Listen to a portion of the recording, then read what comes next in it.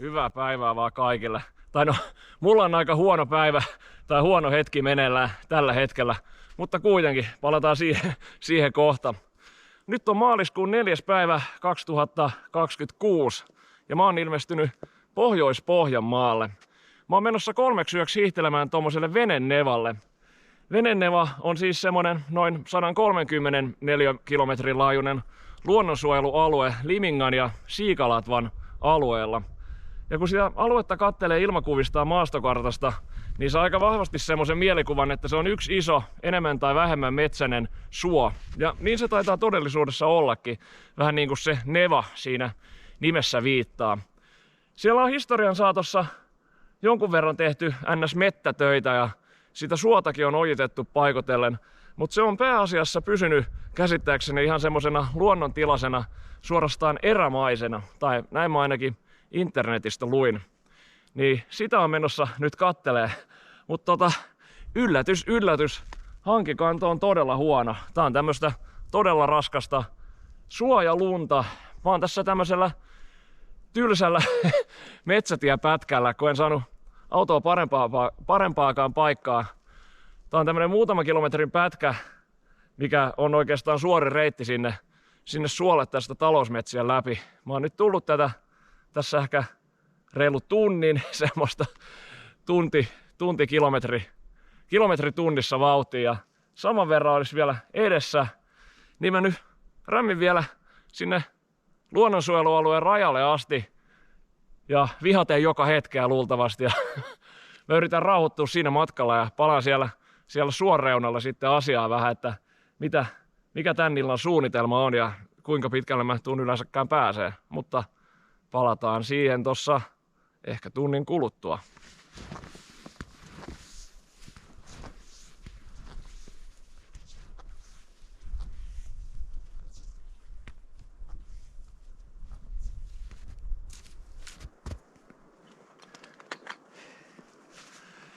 Joo, reilu tunti, tai no, melkein 2 tuntia meni siitä, kun mä sanoin, että ehkä tunti vielä. Eli kokonaisuudessaan tohon 3-4 kilometrin metsätie mun meni 4 tuntia. Siis ihan idiootti hommaa. Ehdin kyllä menettää kaiken mielenkiintoni kaikkea kohtaa siinä aikana. Mut mä oon nyt viimeinkin saavuttanut tän Venenevan luonnonsuojelualueen. Mä oon ihan tässä rajalla. Mulla oli vähän suunnitelmia tälle illalle, mutta mä jään tähän rajan tuntumaan. Tää on ihan tämmöstä vanhaa talousmetsää, mut en mä jaksa enää mennä pidemmälle. Tossa vieressä virtaa tommonen Temmesjoki. Siitä menee itse asiassa ihan tommonen vanha siltakin yli. En tiedä minkälainen virta toi on toi Temmesjoki lähempänä merta, mutta se saa alkunsa jostain täältä Venenevan tuntumasta. Niin mä alan nyt pistää tähän leiriin pystyyn ja sit mä voin vaikka ilta-askareena käydä katselemaan, että saisinko mä naarattua jotain vettä tuolta joesta, että se oli auki jostain kohdistaan. Jonkin väristä vettä siellä ainakin virtas. No joo, tuli vähän hätäisesti tehtyä ja jäi vähän matalaksi. Enkä nyt tiedä onko muutenkaan mikään kovin hyvä, mutta ei mä nyt aio siinä oikein hirveästi aikaa viettää. Teen tässä iltaruokaa ja aika lailla vois mennä nukkuun sen jälkeen.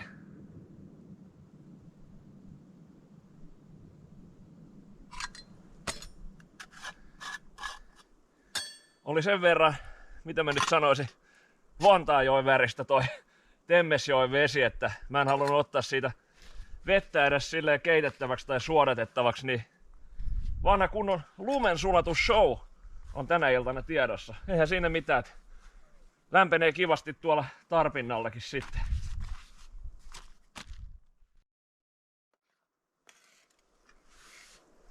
Mä oon tässä vähän reflektoinut tämän päivästä. Tai se lähti oikeastaan siitä, että kun mä oon miettinyt sitä mun tammikuista hiihtoreissua siellä Kainuussa, että sehän oli aika semmonen fiilistelyreissu. Päivä oli tosi lyhyt, mitä tulee niinku päivänvaloa ja hiihtokilometreihin ja ihan suksilla vietettyä aikaa. Ja tällä reissulla mulla oli vähän semmonen idea, että mä olisin hiihdellyt jonkun verran enemmän, että nythän on päivänvaloa sinne 6 asti ja täällähän on sitä lääniä tosi paljon. Ja minkälaisia retkeilurakenteitahan täällä ei oo, että mä oon vähän niinku oman onneni nojassa, mutta kyllä tänään se hupi loppu siinä vaiheessa, kun mä laitoin noin sukset jalkaan. Et mulla oli jotain semmoista luistovoidetta kautta jääneistoainetta, mutta se ei tuntunut toimivan yhtään, että se onkin joku semmonen -10 niin ei voi odottaa, että semmonen yleisaine jotenkin toimisi täydellisesti. Että ei siinä nyt kuitenkaan mitään totaalista pilvilinnan romahtamista käynyt, mutta semmoista pientä särkymistä ehkä ilmoilla. Et mä nyt toivon, että tuossa yöllä tulisi semmonen pakkanen, että tuo hanki vähän kovettuisi, että mä voisin vaikka siinä aamun ja aamupäivän tunteina ehkä sit pääsisikin hiihtelemään sillä lailla, että se olisi jotenkin mukavaa. Pitää nyt tässä vaan syödä ja nukkuu yön yli ja katsoa sitten aamulla, että mikä meininki. Et kyllä mä tästä johonkin sitten liikun ja kyllä mä noita soita vielä on vakaa aikamus nähdä tällä reissulla.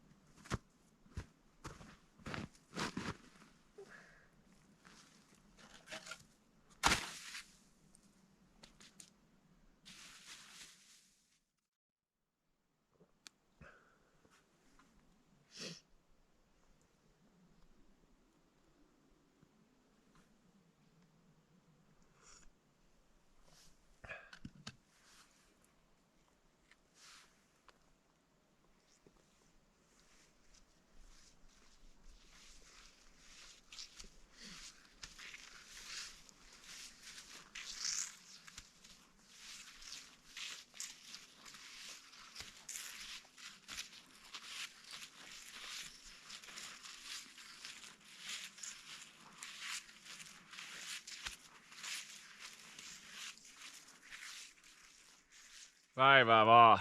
Raataminen jatkuu tänään. Hanki ei edelleenkään kanna, mutta se ei sentään takeru suksien pohjaa ainakaan vielä. Joku pieni pakkanen tossa yöllä taisi ollakin. Aika raskasta tää on. Mä nyt lähdin pois tosta mettätieltä ja tulin tänne metsän puolelle ja kohta mun pitäisi päästä tuohon suoreunaan Heponevalle ja siinä on tommonen vajaa kilometrin pätkä. Ajattelin hiittää se yli ihan testin vuoksi. Sitten kun mä oon tuon Heponevan tuolla itäpuolella, niin mä tiedän sitten, että lähdekö mä tonne Nalkijärvelle, tonne Koilliseen, vai lähtisikö mä tonne Kaakkoon tommoselle Madenlammelle. Pitkä päivä tulee joka tapauksessa. Mutta kaikesta huolimatta, mulla oli tossa leirissä ihan mukavaa. Kesti aika kauan saada unta kyllä illalla, enkä sit halunnut tietystikään aamulla tulla makupussista ikinä pois. Mutta ihan hyvin tarkeni ja ihan silleen ei kylkiä kolota tai mitään tämmöstä. Tota polttoainetta kuluu aika paljon, kun piti sitä lunta sulatella. Et mä pyrinkin nyt ensi yönä sitten leiriytymään johonkin, missä olisi edes joku niinku juokseva, tai siis ei nyt juokseva vesi, mutta joku lampi tai tämmönen. Et mulla on kirves mukana, niin siinä säästyy sitten vähän aikaa ja sitä bensaakin sitten.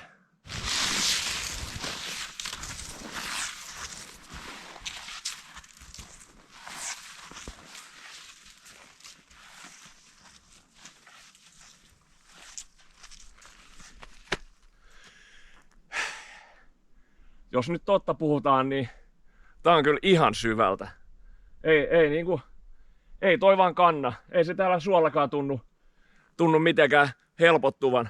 Jossain avoimessa kohdassa oli silleen, että se ei niin paljon upottanut, mutta kyllä tää raskasta on ja mä oon tullut varmaan kuin 200 metriä tuolta metästä. Niin kyllä mä varmaan joudun sen Nalkijärven skippaamaan. Sehän oli alun perin mulla siis, mä olin suunnitellut, että mä olisin eilen mennyt sinne, mutta ei mitään toivoa olisi ollut. Niin mä yritän nyt lähteä sinne Madenlammelle. Se on tuolla Kaakossa sinne on kyllä useampia kilometreitä. Saa nähdä pääsenkö nyt sinne astikkaan, mutta jos ei muuta, niin tuossa 0,5 kilometrin päässä on ilmeisesti tuommoinen lampi tuossa Heponevan keskellä. Niin siihen sitten, että jos ei muuta. On tuolla yksi toinenkin lampi tuolla keskemmällä aluetta Hautakankaalla. En tiedä miksi mä nyt edes mainitsen sen, koska se luultavasti jää vaan haaveeksi. Mutta yritän nyt saada tämän päivän kulumaan tässä. Jos ei muuta, niin mä hiidän sitten omia latuja takas. Et voi olla, että jää se semmonen iso ympyräreitti nyt tekemättä. Joo. Se on semmoista.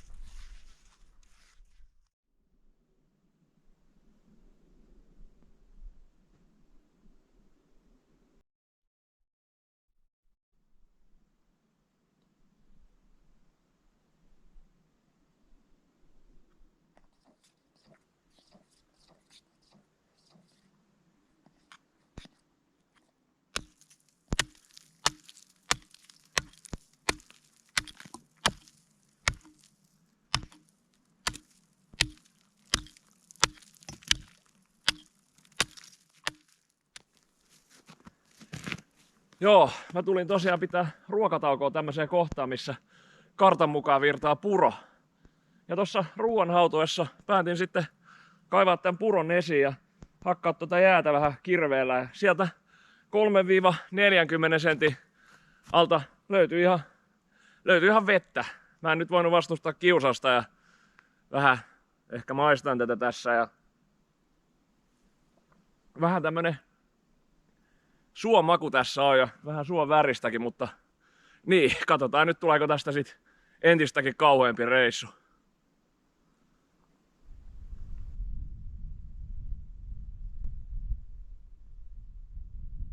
Ettei olisi ihan pelkästään valittamista koko ajan, niin täytyy sanoa, että oli ihan mukava ruokatauko tuossa purolla.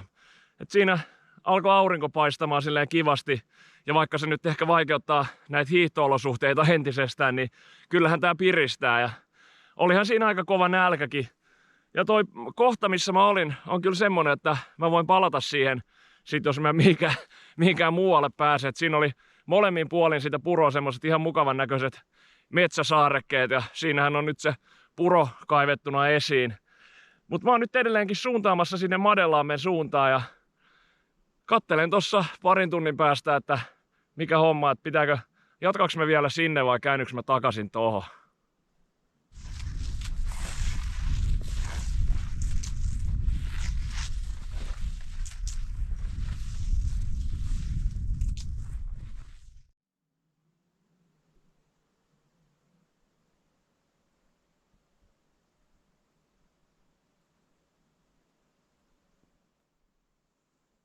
Joo, Madellampi on nyt viimeinkin saavutettu.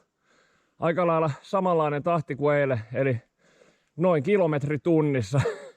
Mä lähdin tuossa about 9 tuntia sitten liikkeelle ja ne on tietysti joutunut aika paljon pitää siitä taukoa ja tossa ihan loppumatkassa alkoi vähän suksien siteetkin reistaamaan tai ne ei ihan kestänyt tota meininkiä ilmeisesti. Mut joo, nyt ihan ensimmäisenä lähden etti jotain leiripaikkaa, laitan kuivaa ja lämmintä päälle. Uskomatonta. Tää Madellampi on kiinnostanut mua useammastakin syystä. Yksi on se, että täällä Venenevalla on aika vähän mitään vesistöjä. Ja suurin osa niistä isommista lammista tai järvistä on tuolla alueen rajoilla. Mutta tää Madellampi on vähän syvemmällä täällä alueella. Mutta ihan täysin koskematonhan tää ei oo. Että mä luin, että joskus reilu 100 vuotta sitten lammen venenpintaa on laskettu kaivamalla tommonen laskuoja tonne lounaaseen, minkä mä löysinkin tosta vähän matkan päästä. Ja ehkä mielenkiintoisin juttu oli se, että kun mä tutkin vanhoja karttoja, niin jonkun 70-luvun maastokartassa, tai jossakin 70-luvun maastokartassa, en nyt muista mikä vuosi, niin oli merkattu kämppä tänne Lammen rannalle. Ja mä mietin, että onhan siitä 50 vuotta aikaa, mutta sitten vielä vuoden 2012 maastokartassa oli vielä rakennuksen symboli täällä. Ja mä en odottanut, että mä löytäisin täältä mitään, mutta täällähän oli tommonen vanha kämppä, mistä on kyllä katto tullut alas ja muutenkin tosi skrubusessa kunnossa. Että en ole siihen jäämässä yöksi, että mä leirin oikeastaan tämän kämpän viereen, kun tässä oli tämmönen hyvä tasainen kohta. Tuossa ovessa oli itse asiassa joku Metsähallituksen ukaasi, mikä oli kämpän omistajalle osoitettu, että tämä kämppä pitäisi poistaa täältä maastosta ihan niin kuin kaikessa kokonaisuudessaan. Ja mä kyllä saatan auttaa sitä tai Metsähallitusta tässä asiassa, että tuossa oli pari ihan hyvännäköistä pölliä tuossa katoksen alla, mitkä tuntuu olevan aika kuivia, niin en osaa mitään rakotulta tehdä, mutta voi olla, että teen jonkun pikku nuotion tähän mun tarpeen eteen vähän lämmittämään. Niin, ja semmonen juttu vielä, että tänne Lammen rantaan on merkattu maastokarttaan myös rauhoitettu puu, ja sitä mä voisin yrittää tuossa aamulla katsoa, että löydäänkö mä sen.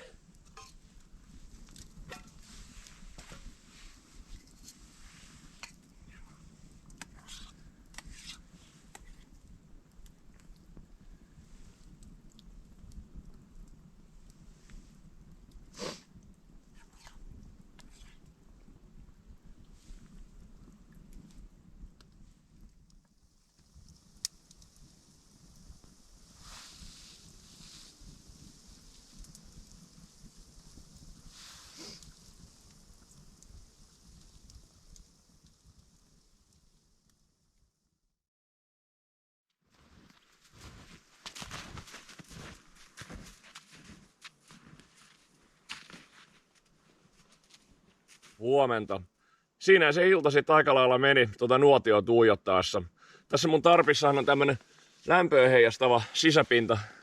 En mä tiedä kuinka hyvin se toimii, mutta kyllä se varmaan vähän lisäsi sitä lämpöä tässä tarpinnalla. Et oli ihan mukava olla siinä. Ja nukkumaan sitten venähti aika myöhäiseksi ja kesti aika pitkään saada unta ja nousinkin makuupussista ylös vasta 10. Mutta ei tässä nyt ole sen kummempaa ohjelmaa kuin, että vedän tästä aamiaisen ja kahvit huiviin ja lähden luultavasti aika lailla noit samoja latui pitkin takaisinpäin ja varmaankin menen sinne mun ekan yön leiripaikkaan, mikä nyt, no se nyt ei ollut mikään mun suosikki mun kaikista leiripaikoista, sanotaan nyt näin. Mutta niin kuin se tarina kuuluu aina mun videoilla, niin huomenna aamulla alkaa kotimatka, niin mä haluan olla jossain siinä sopivasti tyrkyllä, että pääsee melko helposti ja suoraan pois.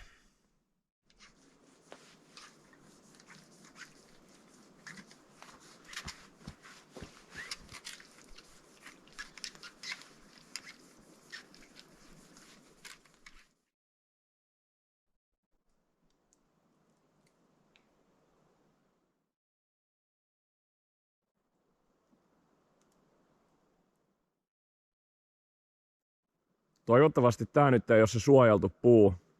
On tossa rannalla kyllä jotain muitakin ihan hienoja puita, siis vielä pystyssä, mutta ei tälleen maallikon silmiin erotu mitään semmoista, mikä olisi jotenkin todella poikkeava, vaikka tosiaan ihan hienoja mäntyjä siinä esimerkiksi on.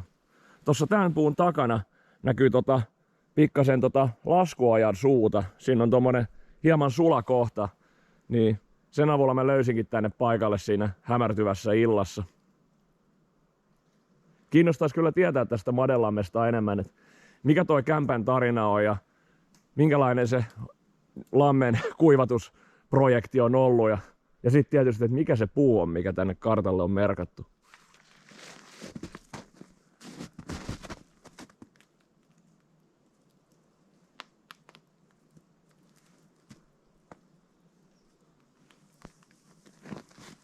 Metsähallitukselle ihan tiedoksi vaan, että vaikka mä teen tätä hommaa ihan omaksi ilokseni, jos semmosesta voi nyt tämän reissun yhteydessä puhua, niin kyllä mulle joku vuokratupalahjakortti tai joku julkinen kunniamaininta kelpaa, kun teen selvitystyötä teidän puolesta, että kämppä on edelleen tossa ja musta tuntuu, että se lappu ei ole siinä ovessa, ei ole saavuttanut kämpän omistajaa tai sit sillä ei ole vaan aikomuksia purkaa sitä.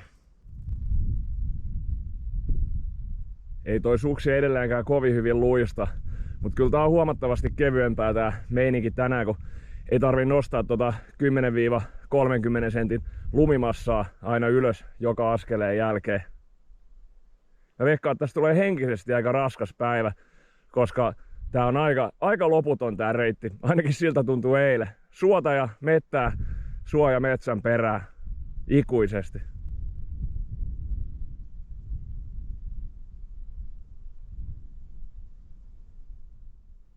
Viirinneva.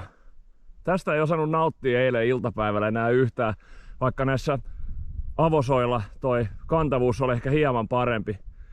Mut nyt tää on ihan niin mukavan näköinen, kun on toi latu tossa tehtynä, ja tän jälkeen ei olekaan pitkä matka, niin mä oon siinä jo puolen välin tienoilla, mutta ei nyt nuolasta ennen kuin tipahtaa.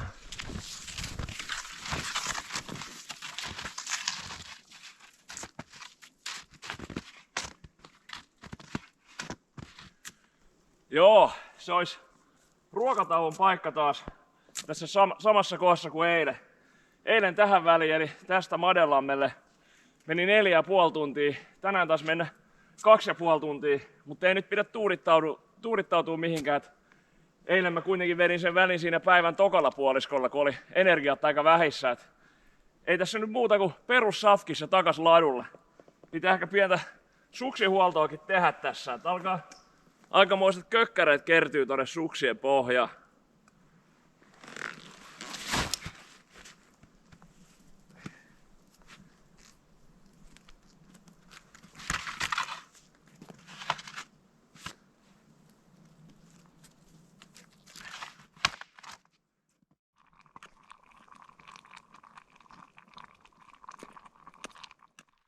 Tilannepäivitys. Kilometri jäljellä, vettä sataa. Joo, mä oon tässä ensimmäisen yön ja nyt myös 3. yön leirissä. Tein aika lailla samanlaisen katoksen kuin silloin ekana yönä, että vähän korkeamman, ja laitoin tämmöset, tai nämä suksisaavat jykevöittämään tätä. En mä tiedä, onko niistä oikeasti mitään hyötyä. Joo, alkoi tosiaan sataa tuossa loppumatkasta, ja jos se hiihto ei ollut raskasta sitä ennen, niin sit siitä vasta tulikin raskasta. Mut onneksi mun nyt ei tarvi poistua täältä katoksen alta niin juurikaan tänä iltana.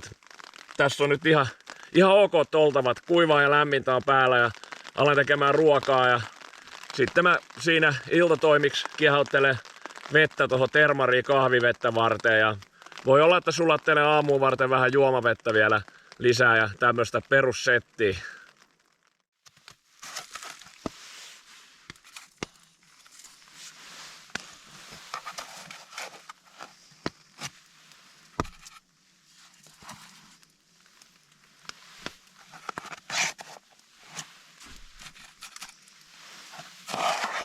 Ellei se ole käynyt jo selväksi, niin mun täytyy nyt tässä lähtöä edeltävänä iltana kyllä vielä sanoa se kerran ääneen, että ei tästä reissusta kyllä tullut oikeastaan yhtään semmonen kuin mitä mä olisin halunnut tai suunnitellut tai odottanut. Onhan se aina hyvä viettää aikaa ulkona ja välillä pitää käydä siellä kuuluisalla epämukavuusalueella, mutta kyllä mua jäi harmittaa, että jäi tästä venennevasta suurin osa näkemättä, suurin osa ainakin siitä, että mitä mä itse halusin nähdä. Että olisin erityisesti halunnut päästä sinne alueen keskelle, sinne laajoihin, koskemattomiin seutuihin, sinne vähän kattelemaan. Onneksi mä sentään jaksoin mennä sinne Madelammelle asti, että jos mä en olisi sinne mennyt, niin olisi kyllä varmaan ollut ihan hukkareissu. Mutta kuten on tullut sekin todettua varmaan ainakin kerran tällä reissulla, että se on sellaista. Mullakin on elämää elettävänä, muutakin elämää, ja käytännön syystä nämä kaikki reissut pitää laittaa tonne kalenteriin aika hyvissä ajoin etukäteen. Ja sit jos käy niin kuin nyt, ja kuten monesti aikaisemmin on käynyt, että säätiedotukset alkaakin siinä viime metreillä näyttämään itselle epäsuotuisilta, niin siinähän sitten jää ne vaihtoehdot, että lähtee uhmaamaan vähän onnea ja hermoja, tai sitten siirtää reissua eteenpäin jollain viikolla, kuukaudella tai ensi talveen. Ja sehän voi olla, tai siis todennäköisesti täällä tulee olemaan vielä kuukauden sisään paljon parempia hiihtokelejä. Nyt on siis maaliskuun 6. päivä. Eli voi olla, että just vaikka viikon päästä olisi paljon parempi. Mutta sitä ei ikinä tiedä. Mutta kyllä mä varmaan joskus löydän vielä tästäkin reissusta hyvän positiivisen merkityksen, niin kuin mä oon aina löytänyt kaikista aikaisemmistakin. Et tällä hetkellä on nyt kuitenkin vaan semmonen fiilis, että saispa nopeasti unta ja pääsis huomenna aikaisin aloittaa kotimatkan. Et kyllä tämän talven hiidot taisi olla tässä. Tai no, huomenna on vielä 4 kilsaa.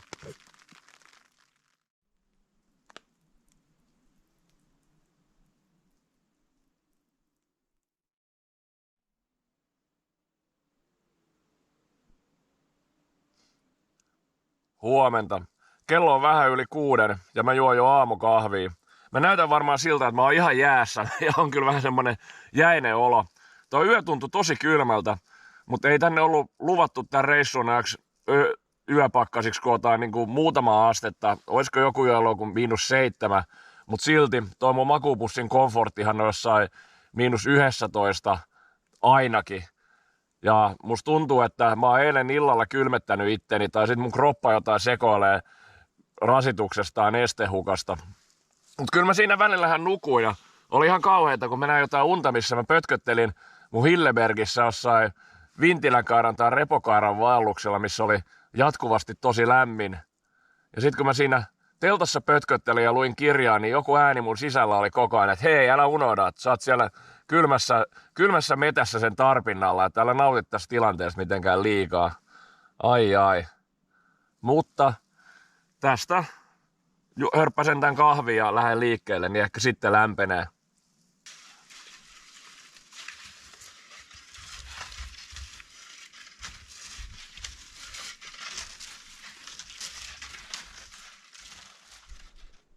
Loppusuora alkaisi kirjaimellisesti tästä, eli 4 kilometriä tohon suuntaan.